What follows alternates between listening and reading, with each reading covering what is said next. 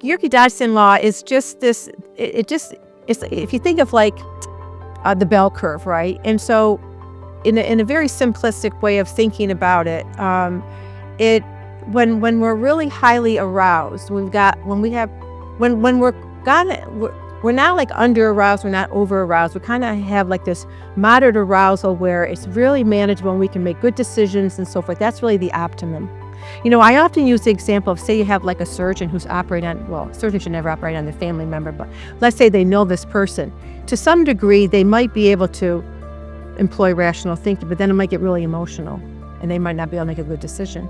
So the law states that the more highly aroused you are, the more impulsive you are, the more impulsive your decisions. And what coincides when it comes to market and like money with you, it's more about how volatile they're going to be. If they're highly aroused and they're like really overstimulated and they're nervous, oh my God, I got to make this decision, what's going to happen?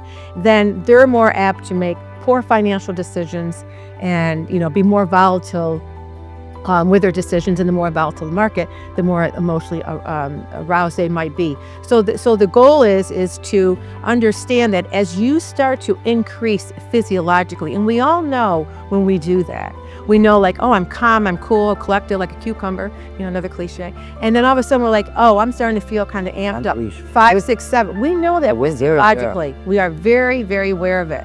The goal is to understand when that happens and already have tools in your toolbox. Because in the moment, you're not going to do that. You almost have to have a plan. So that if you have, say, for an example, someone wants to do investing, and maybe they can anticipate some things that they might struggle with, then how are they going to maintain that so that they make good decisions?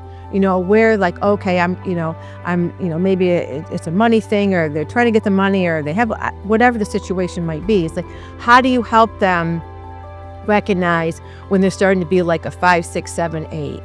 Yeah, I think that's it's something I'll even bring to my practice and work, is maybe we have a lot of questions we ask investors. We work together, but I think I'm going to borrow some of this too, where, asking simple questions like, when here's an example of a stock that goes up or down. How do you feel about that? Because everyone's going to be a little bit different. Yeah. You can have already a preset higher level of sensitivity with that curve that you're chatting about.